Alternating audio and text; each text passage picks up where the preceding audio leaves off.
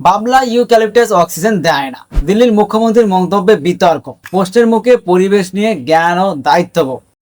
तो उन सभी एरिया की उसको नोटिफाई किया। मास प्लांटेशन और जितने पेड़ अभी दिल्ली में आप कभी रोड साइड पे जाके देखिएगा, आपको जो पेड़ दिखाई देंगे वो सफेदे के पेड़, और जो रिज एरिया में भी है वो कीकर, बबूल, इस तरह के जो पेड़ होते हैं जो ऑक्सीजन गिवर नहीं है। तो उन सभी एरिया की उसको কাটি কি এই বিষয়ে অবগত করা হয়েছে।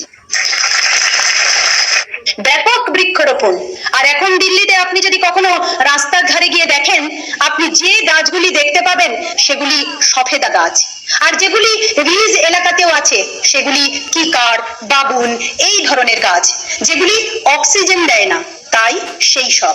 রাজধানী দিল্লি বছর পর বছর ভয়াবহ দূষণ, তাপপ্রবাহ আর পরিবেশ সংকটে জর্জরিত। বাতাসে বিষাক্ত কণা, গরমে হাঁসফাঁস করা জনজীবন, পানীয় জলের টানা পড়ে, সব মিলিয়ে দিল্লির পরিবেশ আজ দেশের সবচেয়ে বড় উদ্বেগের জায়গাগুলির মধ্যে একটি। ঠিক এই সময়ে দিল্লির মুখ্যমন্ত্রী রেখা গুপ্তর একটি মন্তব্য নতুন করে বিতর্কের জন্ম দিল। ইউক্যালিপটাস আর বাবলা গাছ অক্সিজেন দেয় না, তাই এগুলো দিল্লিকে গ্রিন কভার দিচ্ছে না।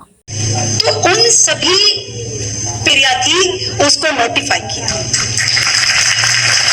मास प्लांटेशन और जितने पेड़ अभी दिल्ली में आप कभी रोड साइड पे जाके देखिएगा, आपको जो पेड़ दिखाई देंगे वो सफेदे के पेड़, और जो रिज एरिया में भी है वो कीकर, बबूल, इस तरह के जो पेड़ होते हैं जो ऑक्सीजन गिवर नहीं है।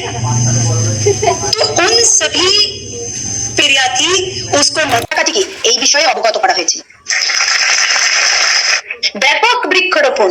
আর এখন দিল্লিতে আপনি যদি কখনো রাস্তার ধারে গিয়ে দেখেন, আপনি যে গাছগুলি দেখতে পাবেন সেগুলি সফেদা গাছ, আর যেগুলি রিজ এলাকাতেও আছে সেগুলি কিকার, বাবুল, এই ধরনের গাছ যেগুলি অক্সিজেন দেয় না, তাই সেই সব।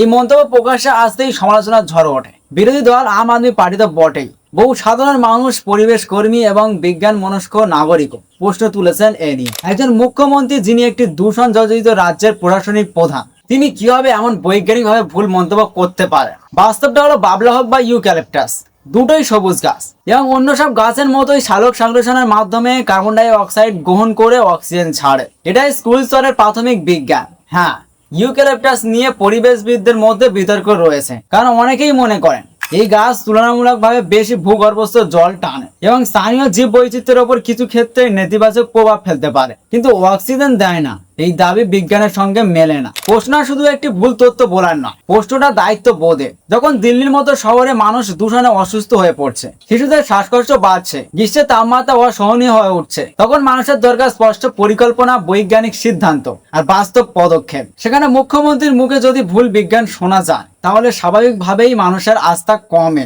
একজন সাধারণ মানুষ যখন গরমে কষ্ট পাচ্ছেন, দূষিত বাতাসে নিঃশ্বাস নিচ্ছেন, তখন তিনি আশা করেন প্রশাসন অন্তত সমস্যার প্রকৃতি ঠিকভাবে বুঝবে।